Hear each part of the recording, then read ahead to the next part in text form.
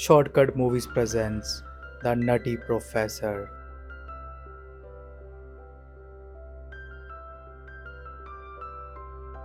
इस मूवी की शुरुआत में हमें एक ओवरवेट प्रोफेसर दिखाया जाता है जिसका नाम प्रोफेसर क्लर्क है, जो अपने क्लमजीनेस की वजह से हमेशा मुसीबत में फंस जाता है। एक दिन सुबह जब वो अपने काम पर विलियम कॉलेज आता है तो वो देखता है कि 5000 से ज्यादा हैमस्टर कहीं से कॉलेज में आ गए हैं। ये हैमस्टर लैब के हैं जो कि पिछले दिन फ्री हुए होते हैं। थोड़ी रिसर्च के बाद पता चलता है कि शर्मन ने बीते दिन गलती से इन्हें फ्री कर दिया है। अरे मेरे बोले पंछी। शर्मन अब लैब जाता है, वहां पर शैली है जो कि शर्मन की तरह ओवरवेट है और शर्मन की बहुत फेवरेट है। शर्मन और उसकी टीम एक फॉर्मूला बनाने का एक्सपेरिमेंट कर रहे होते हैं जिससे एक मोटे इंसान का डीएनए इस तरह से चेंज किया जाता है जिससे वो जल्दी से वेट लूज कर सकता है। वो इसको शैली पर एक्सपेरिमेंट करते हैं और शैली का 85 ग्राम्स वेट कम कर लेते हैं। शर्मन का असिस्टेंट उसे शैली की डोज बढ़ाने के लिए बोलता है और शैमन बोलता है कि ये शैली के लिए बहुत खतरनाक हो सकता है। उसके बाद डीन शैमन को अपने ऑफिस बुलाते हैं और हैमस्टर्स के बारे में उससे बात करते हैं और बताते हैं कि उन हैमस्टर्स की वजह से साइंस डिपार्टमेंट ने बहुत सारे फंड खो दिए हैं।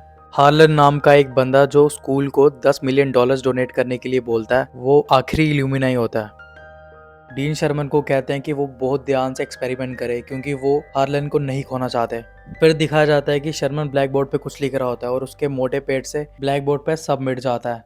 सब बच्चे उसके साथ हंसने लगते हैं। उसके बाद मिस कार्ना नाम की एक न्यू टीचर उससे वहां मिलने आती है और क्लास खत्म होते हुए मिस कार्ना उससे कहने लगती है कि वो उससे हमेशा से मिलना चाहती थी।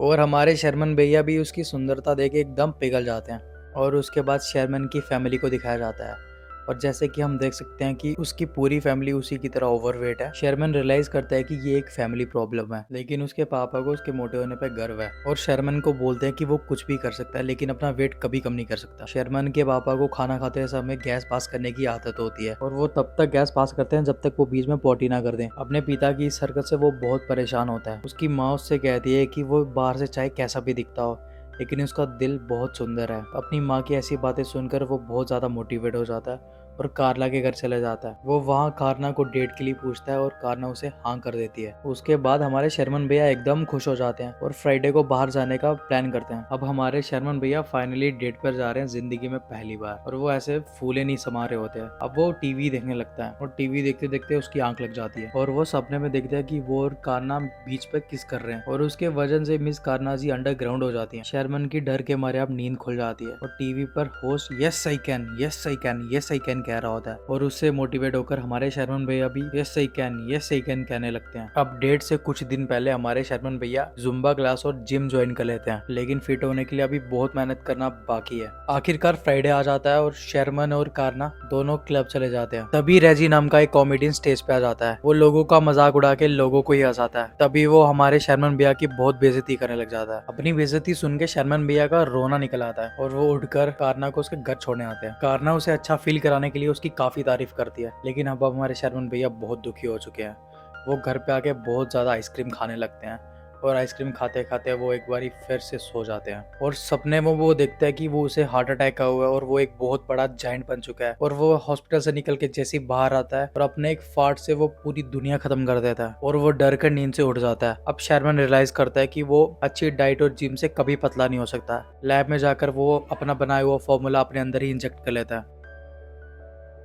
ऐसा करते ही उसका बीपी और हार्ट रेट बहुत ज्यादा बढ़ जाता है। तभी कंप्यूटर पे डीएनए रिस्ट्रक्टिंग कंप्लीट का एक मैसेज आता है और अगली सुबह जब शर्मन उठता है तो वो खुद को शीशे में देख के हैरान हो जाता है क्योंकि अब वो एक यंग और हैंडसम आदमी बन चुका है। वो बाहर आके बहुत ज्यादा खुश हो जाता है। उसी दिन वो जब लैब में काम कर रहा होता है तो कार्ना उसके पास आती है और वो उसे बिल्कुल पहचान नहीं पाती है। शर्मन खुद को बड़ी नाम से इंट्रोड्यूस करवाता है और खुद को शर्मन का लैब असिस्टेंट बताता है। वो अब कार्ना को क्लब में जाने के लिए पूछता है। कार्ना थोड़ा झिझकते हुए उसे हाँ कर देती है क्योंकि वो शर्मन का असिस्टेंट है। अचानक बडी का हाथ स्वेल करने लगता है। इससे पहले कि वो शर्मन बने वो कार्ना को अपनी लैब से बाहर निकाल देता है। बडी अब फिर से शैमन बन चुका है। अब कार्ना शैमन से मिलने जाती है और उसे बडी के बारे में बताती है और बताती है कि बडी उसे डेट पर ले जाना चाहता है। शैमन भी बोलता है कि वो एक अच्छा इंसान है, तुम्हें उसके साथ जाना चाहिए। डेट पर जाने के लिए बडी एक महंगी सी स्पोर्ट्स कार लाता है जिसमें वो शैमन बन के कभी फिट नहीं आ सकता। वो उसी क्लब में जाते हैं जहाँ रेजी कॉमेडियन ने पिछली बार शैमन की बहुत बेइज्जती की थी, लेकिन इस बार बडी भैया पुरानी बात का पूरा बदला लेते हैं और रेजी द कॉमेडियन की बहुत बेइज्जती करते हैं। अब रेजी गुस्से में आकर बडी से लड़ने लग जाता है, लेकिन बडी उसके उसके उठा के पियानो पे फेंक देता है। सभी ऑडियंस उसके लिए तालियां बजाने लगती है और वो जाकर कारना को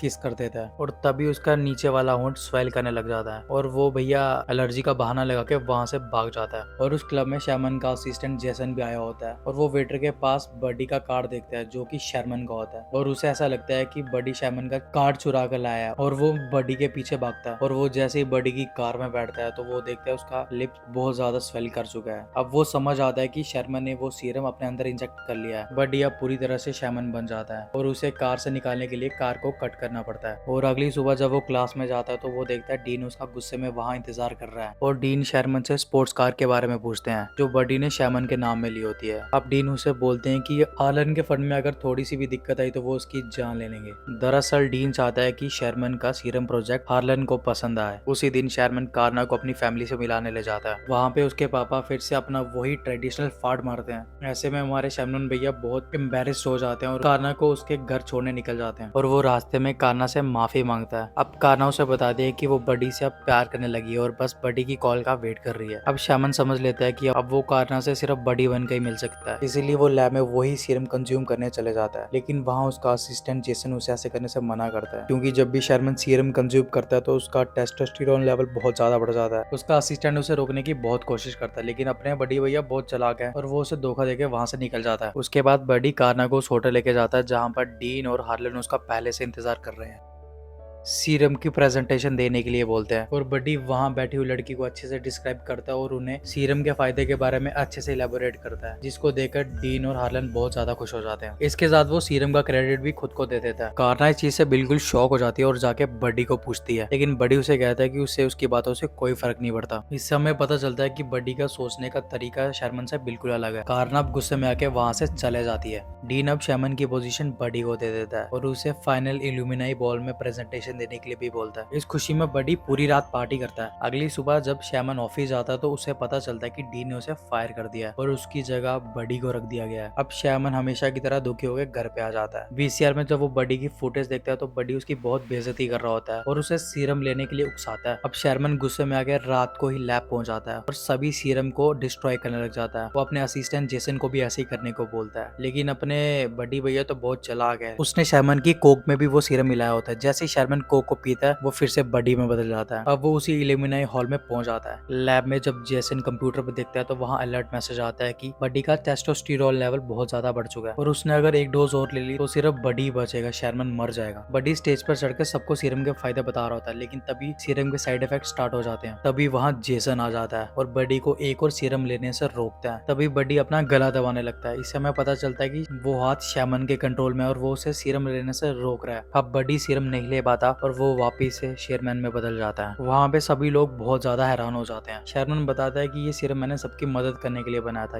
लेकिन ये बुरी तरह से फेल निकला है। मुझे भी एक हेल्दी तरीके से वेट लूज करने की कोशिश करनी चाहिए थी और दुखी होकर वहाँ से चला जाता है। तभी कारना उसके पीछे जाती है और उसको डांस के लिए पूछती है और कहती है कि वो उसके साफ और सुंदर दिल के लिए हमेशा से उसे पसंद करती है। मूवी के एंड में हार्लन भी शर्मन को फंड देने के लिए राजी हो जाता है और बोलता है कि चाहे एक्सपेरिमेंट फेल हो गया हो लेकिन शर्मन की ऑनेस्टी ने उसके दिल को छू लिया है। और शर्मन और कारना के डांस के साथ ये मूवी खत्म होती है। और दोस्तों कमेंट करके जरूर बताना ये मूवी कैसी लगी और प्लीज लाइक और सब्सक्राइब करके जरूर जाना। जय हिंद, जय भारत।